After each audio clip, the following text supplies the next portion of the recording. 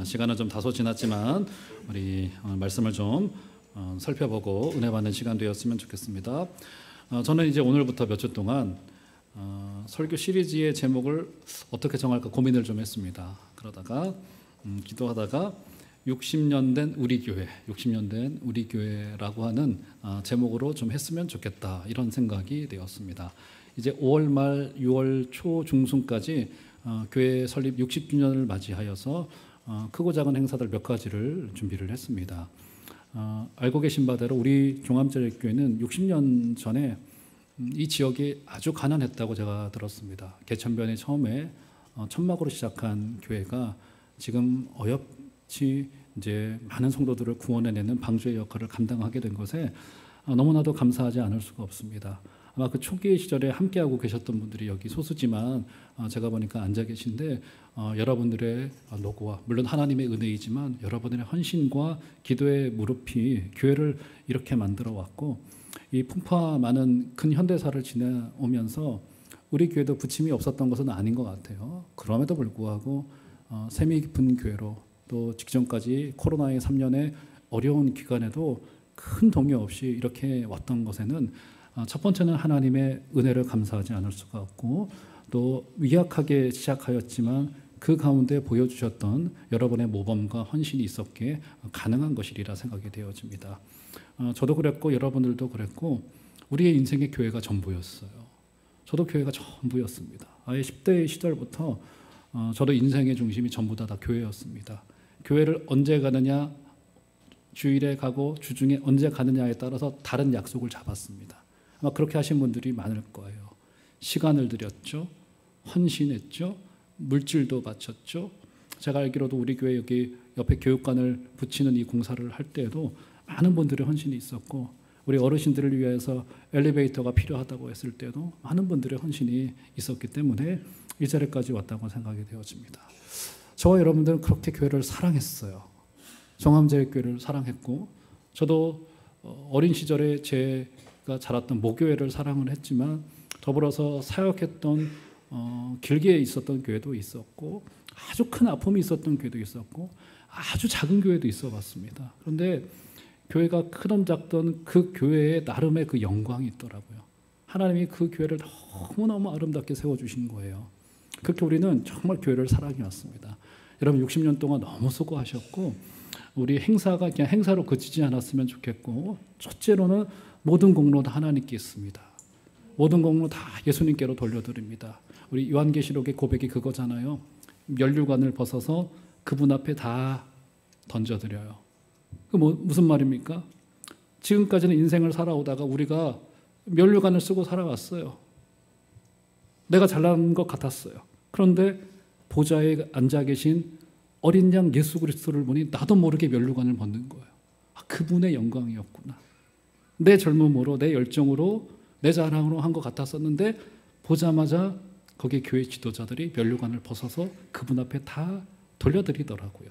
그렇죠? 하나님의 은혜에 감사하지 않을 수 없고, 그래서 60주년에 크고 작은 행사 속에서 주께 영광이 돌려지게 되어지고, 선후배들 사이에 서로 간에 친밀한 교제와 격려와 위로가 있게 되어지는 기쁨의 잔치가 되기를 부탁을 드리겠습니다.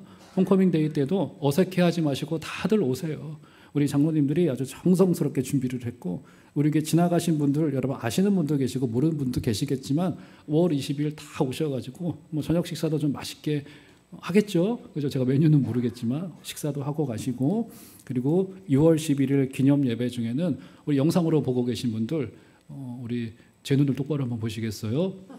그 시간에는 여기 오셔야 됩니다. 현장에 오셔가지고 함께 예배하시고, 우리 숨결과 숨결이 만나고 피부와 피부가 만나는 게 중요해요.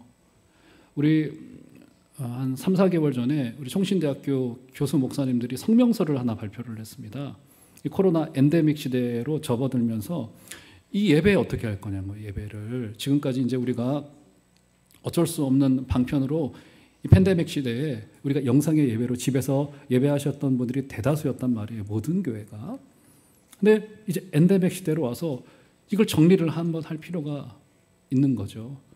여러 가지의 성명서를 발표를 했지만 그 골자는 뭐냐면 이 예배라는 것이 현장성이 사라져서는 안 된다는 거예요. 왜냐하면 우리가 구원받을 때 우리의 추상과 우리의 어떤 눈에 보이지 않는 것만이 구원되는 게 아니라는 거예요. 우리 육신도 구원을 받을 것이고 부활을 입을 겁니다. 믿으시기를 바랍니다. 그렇기 때문에 우리의 육신이 이 예배의 현장에 와서 예배를 함께 누리고 기뻐하고 잔치에 참여하는 이 연습이 있지 않고는 마지막 때의 종말의 구원이 우리에게 어떤 의미가 있을 거냐는 거예요. 그렇기 때문에 예배의 현장성은 굉장히 중요합니다. 굉장히 중요해요. 일시의 방편으로 하나님이 잠시 주신 은혜를 우리가 누린 거예요. 코로나 중에. 그래서 6월 11일에는 다 같이 들어오셔서 이 현장의 예배에 함께 해주시는 시간이 되셨으면 좋겠습니다. 본문으로 들어간다 해놓고 잔소리만 또 늘어놓고 있는데 죄송합니다. 선배님들. 그렇게 우리 함께 해주시기를 부탁을 드리겠어요. 그래서 저는 이제 5주 동안 6월 11일 전 6월 4일까지 5주 동안 교회에 대하여 살피도록 하겠습니다. 제가 말씀을 한 달 전부터 계획을 하면서 고민을 했어요.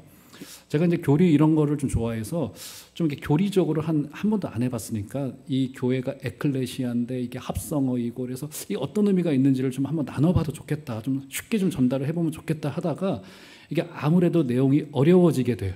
저는 또 쉬운 것도 어렵게 말하는 재주가 있지 않습니까? 그래서는 안 되겠다 싶어가지고 신약 성경 속에서 교회가 등장하는 아주 결정적인 몇 장면들이 있습니다. 전체를 볼 수는 없겠고 딱 5장면들을 저희가 특별히 신약성경을 중심으로 해서 말이죠. 살피면서 우리가 그렇게 우리 종암제일교회를 사랑해요. 그러면 사랑하면 당연한 귀결이 뭐죠? 사랑하는 자를 알고 싶어요. 우리 교회를 사랑한다고 해요. 그러면 우리 주님께서 이렇게 교회를 창립하실 때 오늘 본문의 현장에서 말이죠. 말씀하셨던 교회에 관한 몇 가지의 본질, 특징, 성격이 있단 말이에요. 이거 알 필요가 있어요. 사랑하면 알길 원하고 알게 된단 말이죠. 그래서 긴 시간은 아니지만 5주 동안 설립 예배 전까지, 설립 기념주일 전까지 교회가 무엇인가를 살피면서 하나님의 은혜를 누려보시고 우리의 믿음을 새롭게 하시고 이제 100년을 향해 달려가는 교회로서 다시 한번 우리의 마음을 새롭게 하시는 우리 복된 시간 되었으면 좋겠습니다. 자, 먼저 오늘 이 주님의 교회 창립의 이 선언이 어떤 배경하에서 이루어지게 되는가를 좀 보실 필요가 있겠습니다. 13절로 가보시면 자, 이런 이야기가 있어요. 13절. 자, 다 같이 한번 13절 읽겠습니다. 아까는 읽지 않았습니다만 13절 시작. 예수께서 빌립보 가이사랴 지방에 이르러 제자들에게 물어 이르시되 사람들이 인자를 누구라 하느냐. 예, 주님의 교회 창립의 선언은 주님이 던지셨던 2개의 질문으로부터 시작되어졌다는 점에 주목하셔야 됩니다. 첫 번째 질문은 뭐냐면 사람들이 나를 뭐라고 하디? 우리 주님이 그게 궁금하셨어요. 그렇죠? 첫 번째 질문입니다. 그러니까 사람들이 나를 누구라고 하디? 첫 번째 물으셨고요. 두 번째 물으신 거는 뭐냐면 그 질문에 대한 답을 주님께서 받으셨어요. 근데 신통치 않았습니다.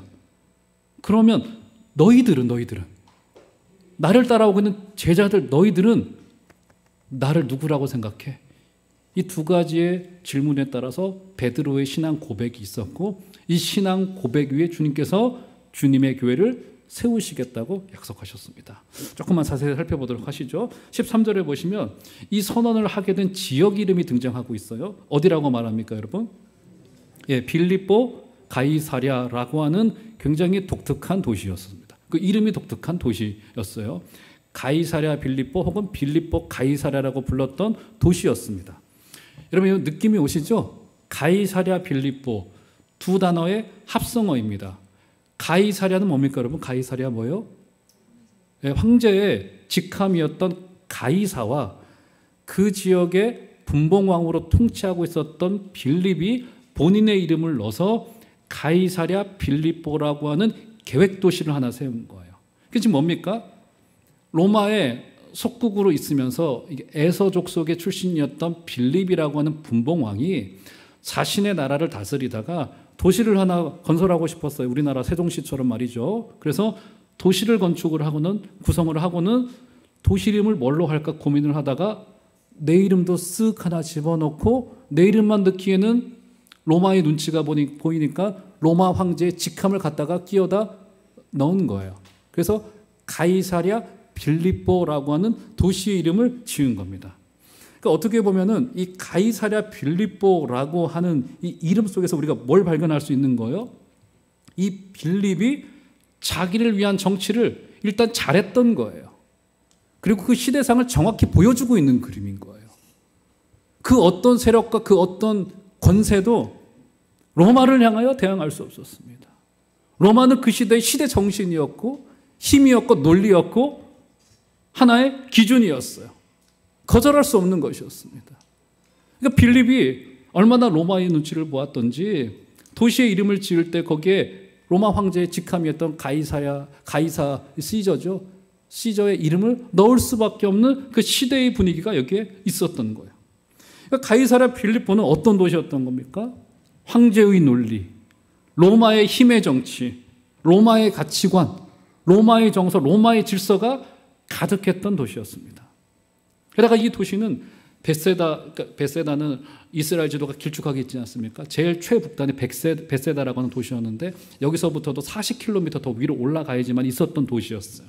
그러니까 사실상 가이사랴 빌립보는 이스라엘 영토 밖에 있었던 도시였습니다. 물론 지금처럼 국가의 개념이 분명하지 않았기 때문에 분명하게 국경선을 나눌 수는 없지만 사실상은 이스라엘에 속하지 않았던 이방 도시였습니다.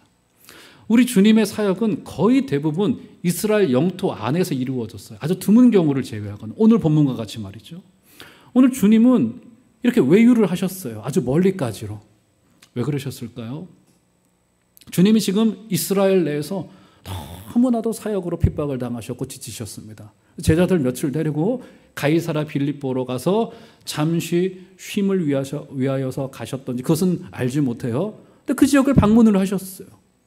방문을 하셨더니 도시 이름도 가이사랴 빌립보이고 거기에 로마의 세속의 질서가 너무나도 그득히 들어가져 있는 것을 본 거예요. 주님께서는 쉼을 하러 가셨다가 거기서 제자들에게 질문을 던지시면서 가르침을 주신 거예요.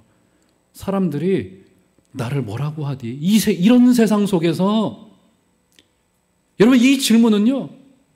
지금 이 시대를 살아가고 있는 우리들에게도 주님이 던지실 만한 질문입니다. 서울을 보세요. 어떻게 보이십니까, 여러분? 성경 속에서 도시는요, 늘 집단적으로 하나님을 배역하는 공동체로서 늘 등장합니다. 도시는 늘 부정적인 의미로 등장을 해요. 창세기에서 최초의 도시들이 그랬고요. 아담이 개인으로 반역을 했다면 도시는 공동체로 주님을 반역하고 하나님 없이 사는 공동체를 만들려고 했던 시도가 도시로 등장을 했어요. 지금 우리가 살고 있는 이 도시를 보세요. 어디에 가서 우리의 믿음을 자랑할 수 있겠습니까? 하나님을 반역하는 내용으로 가득한 세상인 거란 말이죠. 우리 주님께서는 우리도 이 한복판에서 우리 주님이 이 시대에도 궁금하실 것 같아요. 야, 이 서울 사람들은 나를 뭐라고 말하고 있디? 세상 사람들의 교회를 향한 통념은 어때? 아마 우리 주님께서 이것을 궁금해하실 것 같아요. 이때 제자들이 사람들의 통념을 전합니다. 14절 보시면 이런 이야기를 해요. 이르되 더러는 세례 요한, 더러는 엘리야, 어떤 이는 예레미야나 선지자 중에 하나라 하나이다. 이게 뭐예요? 여러 선지자들의 이름이 등장을 했으나 그 내용의 골자는 뭐냐면 우리 주님을 능력과 기적을 행하시는 분으로만 축소시켜 놓고 있습니다. 이게 지금 뭐예요? 제가 이제 1, 2부 때도 똑같은 이야기를 드렸는데 주님은 축소시키고 능력과 기적을 행하는 자로만요. 그러니까 나를 위한 주님으로만 축소를 시켜요. 그리고 신앙으로 나는 강화시키고 나의 부피를 넓혀요. 근데 그때 당시에 사람들도 그랬어요. 주님을 세례 요한, 엘리야, 예레미야 선지자들 중에 하나로만 축소를 시킵니다. 주님을 축소를 시킨 거예요. 주님이 이런 능력이 없으셨던 건 아니에요. 주님은 축소를 시켜놓고 그리고 내 인생은 강화하거나 주님의 이름으로 말이죠. 그런 잘못된 일들을 행하고 있었던 거예요. 당시 사람들의 정신세계 속에서는 이 능력이 정의요 선이라고 여김을 받았습니다. 자, 우리 주님께서는 이 대답을 받아들이실 수 없었고 동의하실 수 없었습니다. 그러자 15절 보세요. 15절 안타까우셨던지 한 가지 질문을 더 던지세요. 이르시되 그러면 너희는 나를 누구라 하느냐. 이거 어떻게 보면 주님의 우리를 향한 폐부를 찌르는 질문이실 거예요. 세상은 나를 배반하고 있고 나를 오해하고 있고 능력을 질서요 선으로 여기고 있는 이 중에서 나를 믿고 있고 나를 따라온다라고 하는 제자들 너희들은 나를 어떻게 생각하고 있어? 아마 지금 이 시대 가운데도 주님이 이 질문을 우리에게 던지실 것 같습니다. 사랑하는 성도 여러분, 제가 주님을 대신하여서 여러분들께 한번 물어볼게요. 여러분, 주님을 어떤 분으로 인식하고 있습니까? 여러분의 구주이시여 그리스도이시여 살아계신 하나님의 아들로 인정하시는 은혜가 있기를 주의 이름으로 축원합니다. 오늘 그 질문을 던지고 있는 거예요. 주님이 얼마나 마음이 안타까우셨을까요? 가이사랴 빌립보를 바라보니 막 로마의 힘이 가득하고 로마의 군대의 힘과 세속의 질서가 가득한 세상 속에서 그거 아니야. 내가 그리스도고 내가 우주의 통치자가 되고 내가 이 땅에 말씀을 전하러 온 진정한 선지자가 되고 이 땅을 중보하기 위하여 온 제사장의 그 그리스도로 내가 왔어 하는 우리 주님의 그 고백을 듣고 싶으셨던 거예요. 그래서 자, 그 질문에 우리 베드로가 자 16절 볼까요? 그 유명한 구절 있죠. 자, 이것은 아마 암송을 해보면 참 좋을 것 같아요. 마태복음 16장 16절 정도는 이제 이 정도 우리 교회를 다녔으면 암송을 하셔야 됩니다. 다 같이 한번 일단 읽어볼까요? 시작. 시몬 베드로가 대답하여 이르되 주는 그리스도시요 살아계신 하나님의 아들이시니이다. 자, 이제 저를 쳐다보겠습니다. 시몬 베드로가 대답하여 이르되, 저 뒤에 있는 분들을 제가 특히 쳐다볼 거예요. 성경을 보지 마시고 저를 쳐다보시면 되겠습니다. 자, 다 같이 한번 암송을 해보겠습니다. 자, 시몬 베드로가 대답하여 이르되, 자, 시작. 시몬 베드로가 대답하여 이르되 주는 그리스도시요 살아계신 하나님의 아들이시니이다. 자, 한 번 더 시작. 시몬 베드로가 대답하여 이르되 주는 그리스도시요 살아계신 하나님의 아들이시니이다. 할렐루야. 그리스도가 어떤 분이에요? 선지자요, 왕이요, 제사장으로서 구약에 예고된 바 우리를 구원하시겠다 약속된 바 메시아가 오셨다는 고백인 거예요. 그리고 그분을 살아계신 하나님의 아들이시라고 이야기를 합니다. 살아계신 하나님의 아들이시라는 말이 뭡니까? 그분이 지금도 살아계셔서 우리는 역동적으로 계시다는 이야기예요. 제가 가끔 그런 이야기 듣습니다. 목사님 말씀 너무 좋은데요, 현실은 현실이에요. 그런 이야기를 솔직히 저도 올라오기도 하고, 그런 의심들이. 아니, 어떻게 믿음으로만 살아? 이거 말도 안 돼, 이거 말도 안 돼. 이거 어떻게 믿음으로만 살 수 있어? 현실은 현실이에요, 목사님. 그런 이야기 많이 들어요. 또 오늘 말씀의 선언이 뭡니까? 뭐가 현실이라는 거예요? 하나님이 우리에게 현실이라는 거예요. 살아계신 하나님의 아들이시라는 겁니다. 우리 종암제일교회는 그 고백으로부터 시작되어진 거예요. 자, 그래서 시간이 없으니까 자, 18절로 넘어가 볼까요? 주님은 이 고백 후에 엄청난 당신의 비전과 꿈을 말씀하세요. 자, 보실까요? 18절. 자, 굉장히 중요한 말씀입니다. 다 같이 18절 읽겠습니다. 시작. 또 내가 내게 이르노니 너는 베드로라. 내가 이 반석 위에 내 교회를 세우리니 음부의 권세가 이기지 못하리라. 할렐루야. 자, 무엇이에요? 이 반석 위에, 이 반석은 방금 있었던 베드로의 그 신앙 고백 위에 주님께서 무엇을 세우시겠다요? 뭘요? 교회긴 교회인데 누구의 교회요? 내 교회니까 주님의 교회를 세우시겠다는 겁니다. 그래서 오늘 말씀의 제목이 주님의 교회예요. 주님의 교회를 세우시겠다는 겁니다. 주님은 그 신앙 고백이 얼마나 흡족했던지 당신의 꿈을 불쑥 말씀하신 거예요. 교회가 주님의 꿈입니다. 교회가. 정말 놀라운 일인 거예요. 여러분, 우리 마음이 주님의 마음과 같았으면 좋겠습니다. 교회가 우리의 인생의 기준이시기를 바랍니다. 왜 우리의 믿음의 선배들이, 또 여러분들이 왜 교회에 헌신하셨어요? 교회를 사랑하셨기 때문에요. 그것도 일부 이유가 돼요. 그런데 더 중요한 이유가 어디에 있습니까? 이 교회가 주님의 꿈이기 때문에, 주님의 꿈이기 때문에.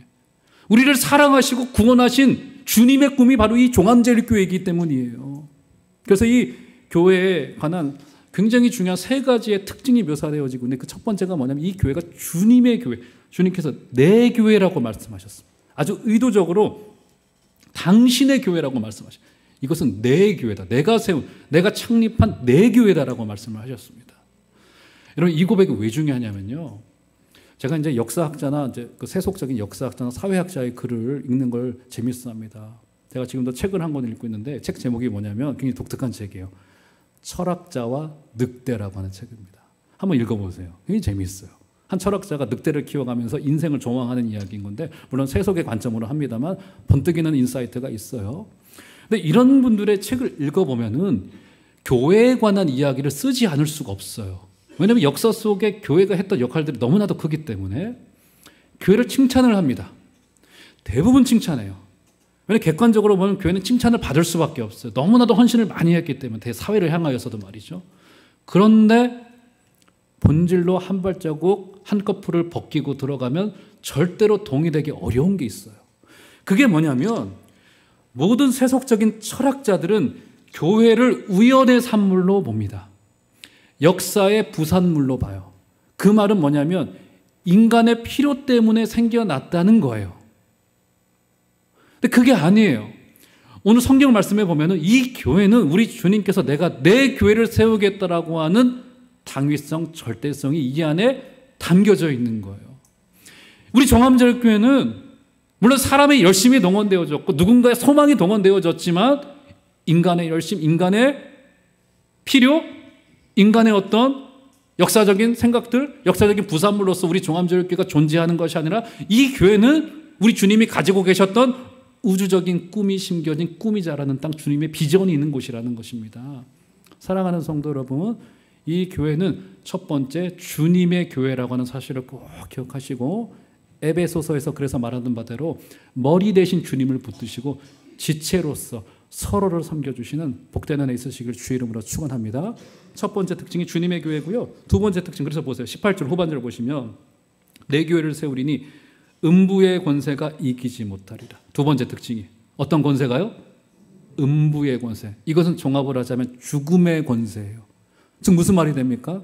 죽음의 권세가 우리 종합제일교회를 넘보지 못한대요. 무슨 말입니까? 교회는 영속될 것이다.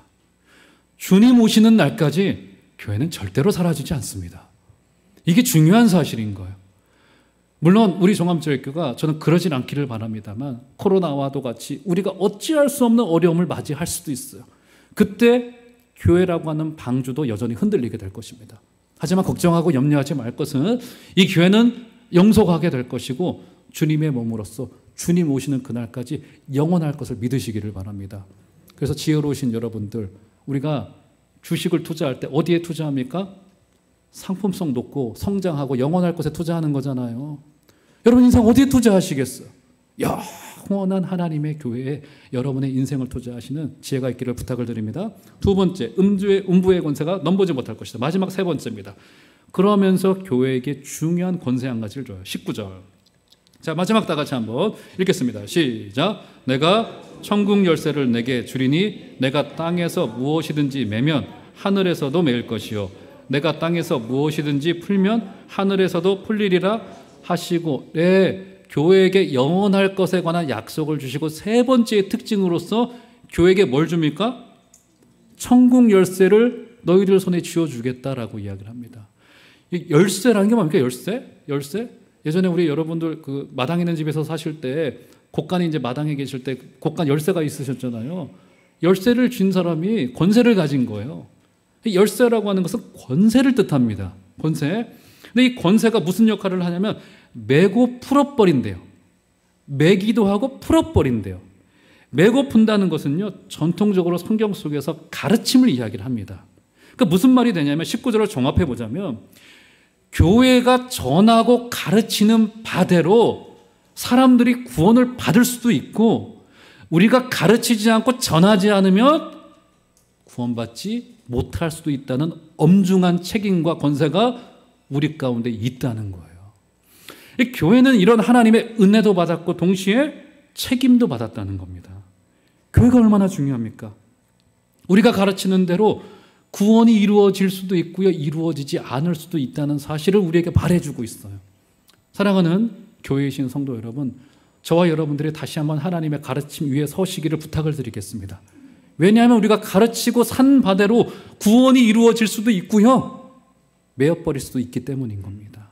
사랑하는 성도 여러분, 다시 한번 세 가지를 기억하십시다. 교회는 주님의 교회이고요, 죽음의 권세가 우리를 넘보지 못할 것이고요, 세 번째로 우리에게 천국 열쇠를 주셔서 이 땅을 섬길 권세를 우리에게 허락하여 주셨습니다. 이제 교회로서 60주년을 준비하면서 다시 한번 교회로서 새롭게 세워지시기를 부탁을 드리겠고, 이 아름다운 우리가 사랑하는 교회, 주님의 꿈이 담긴 교회, 다시 한번 우리 인생의 기준이 되어지시게 되시는 복된 은혜 다 있으시기를 주의 이름으로 축원합니다.